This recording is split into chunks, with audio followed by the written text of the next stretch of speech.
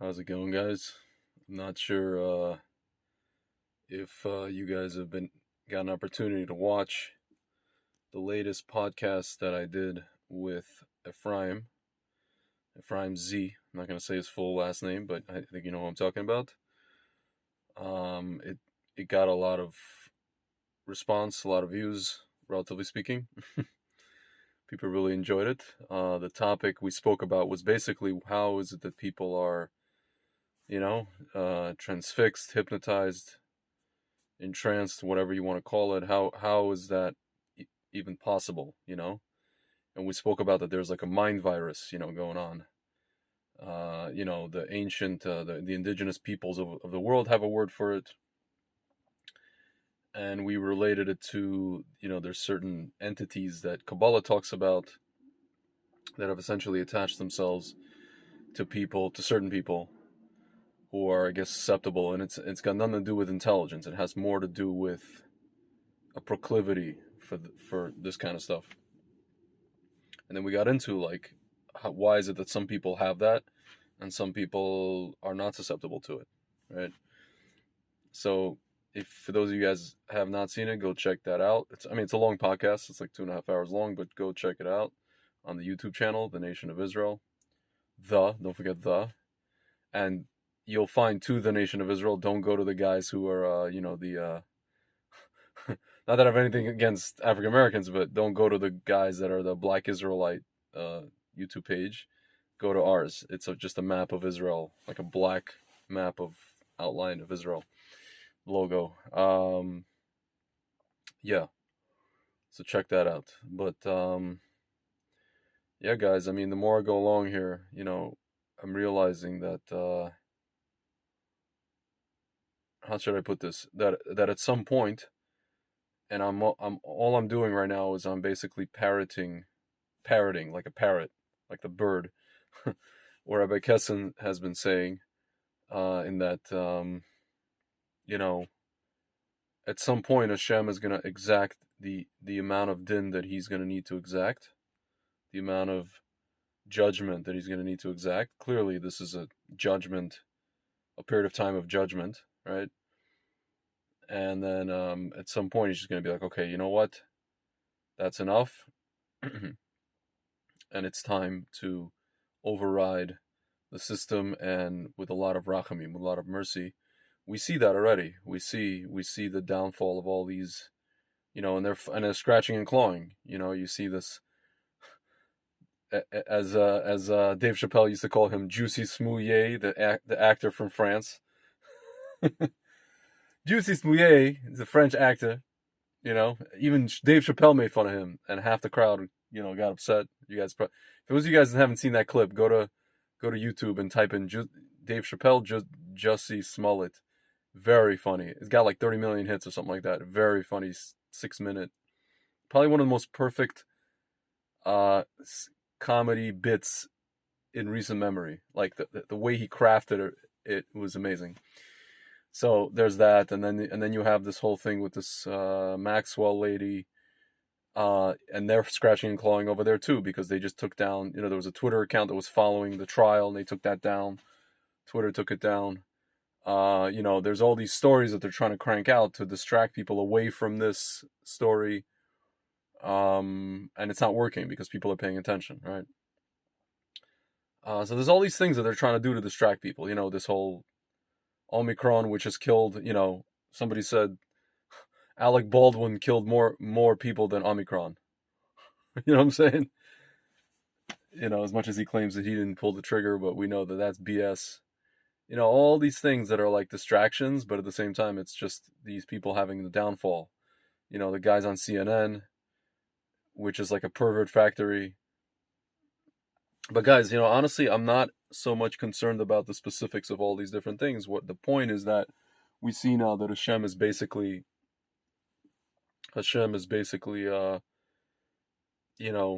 turning it around and just overriding this whole din. He's overriding it. We see that now. We're starting to see the light at the end of this dark tunnel, and it's interesting because we're kind of in the darkest place in terms of the Hebrew calendar, in terms of the time of the year, we're here in this week is Vayigash, where kind of Yosef reveals himself. It's interesting. Rabbi Kessin mentioned that like it's a thing where Yosef could no longer hide himself; he had to reveal himself, and just like and Hashem has to reveal his rachamim. It's a kind of a parallel theme. And then next week we have the whole thing of like Yaakov giving the bracha to all the brothers. And if I'm not mistaken, I think Yosef.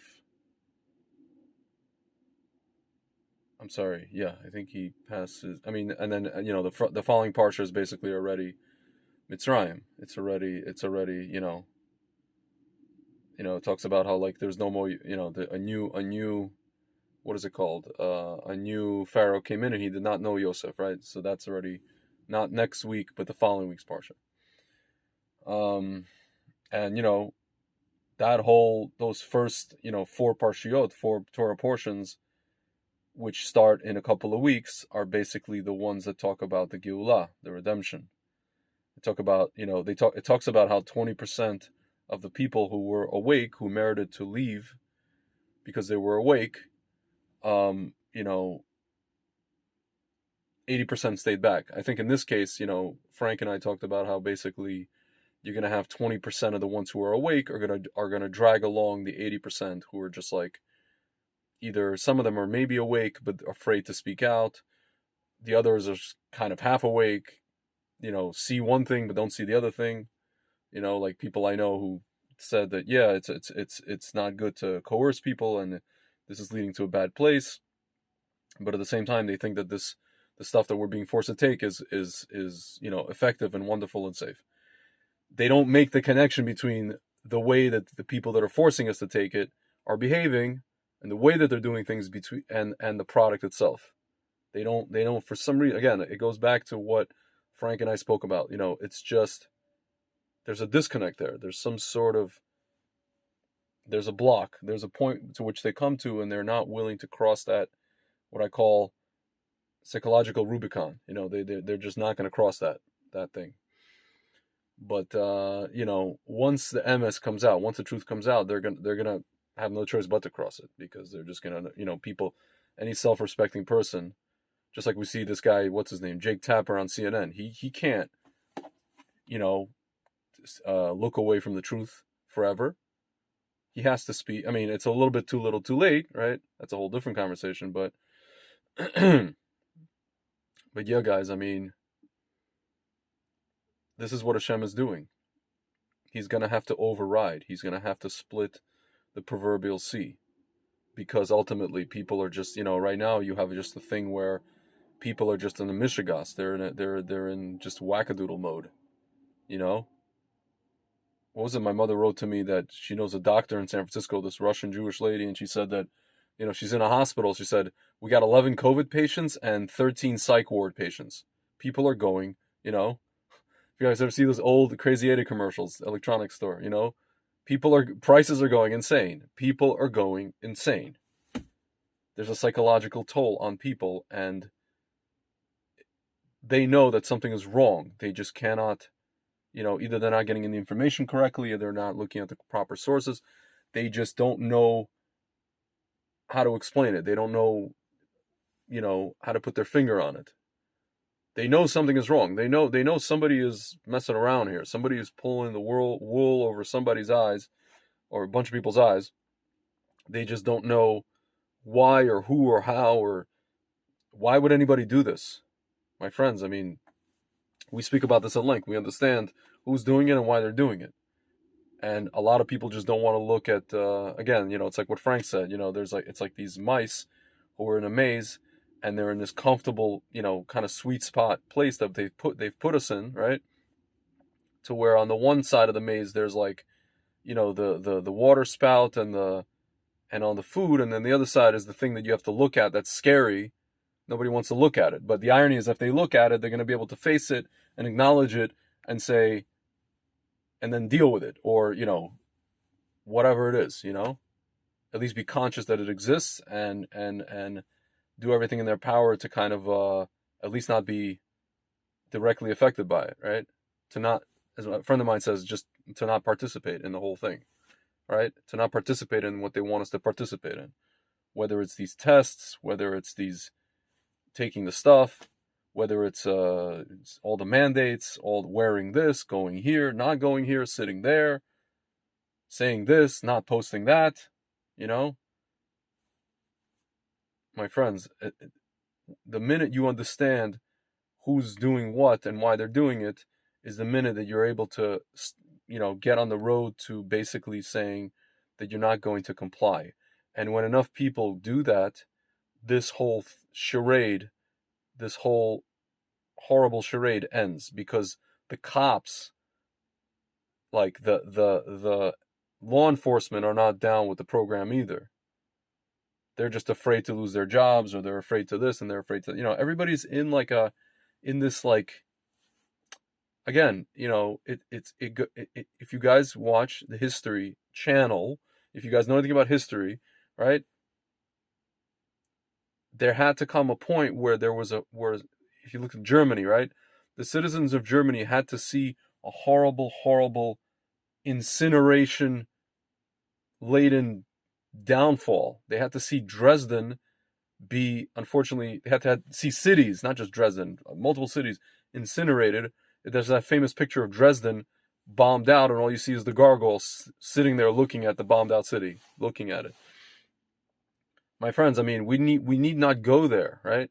But this is what it took at that time for the people to wake up from their hypnosis by, not just one man. There's a few men who hypnotized them in many different ways, and they used the cult. My friends, these are the people that are doing this today. They're also using a cult, and they've also hypnotized a bunch of people, and I really hope that it's not going to take a bombed out city or a few cities, or I don't know, some kind of civil unrest to wake people up. It's just going to be Hashem, doing what he does, just basically removing the din and basically putting in rachamim, because we cannot deal with this anymore. Those of us who are awake, we're physically done trying to wake up the rest of the people. It makes me physically sick. Every once in a while they tell us, well, like, listen, just take a break and then get back to doing what you're doing. But it at some point it just makes me I don't even want to deal with it. I don't want to deal with it. People I'm talking to, some of these people, they don't even have the bandwidth to hear what you're saying. They've outsourced their brain. They've outsourced their medical, how they deal with medical things. They've outsourced that whole process to other people because they don't have the time. They're too busy, whatever it is, and I tell people, like, you're so busy, but that's what these people are banking on, that you're busy with in your little matrix of your own so-called life that you think is so important.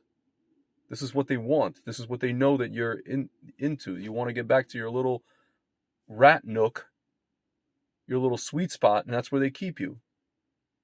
Because anything else would give you crazy anxiety, right? But my friends, I mean, what's worse? That or the anxiety that's going to come if these guys, Chas v'Shalom, succeed at their very, very, very evil plan. And it's something out of a Bond movie, my friends. It really is. Make no mistake. It's something out of a flippin' Bond movie. Really. You want to laugh? Stuff ain't funny. But yeah, guys, I mean, B'ezrat Hashem, we already see this happening, where basically we cannot keep going like this anymore. People understand that the jig is up. At some point it's just going to be a thing. Again, I read the comments of people, of Israelis who were commenting on the comment section of the Ministry of Health in Israel. Regular Israelis. We're not talking about anti-you-know-whats, smaxers. We're talking about regular people who took 2 or 3. They're going to go on their 4th now. This guy who's not even a doctor, he's the head of the Ministry of Health.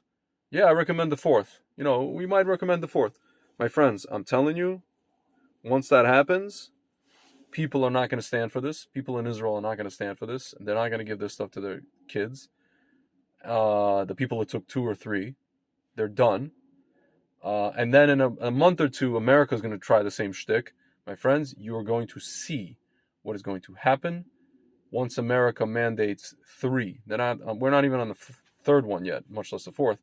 Once they start to say, "Oh, you're not fully whatever unless you take 3," or like the guy at the BioNTech said, you're gonna have to take 3 of the R thing together to protect yourself from the thing that's killed less people than Alec Baldwin. Alec Baldwin killed 1 person. This new thing killed 0, my friends. So people are going to see.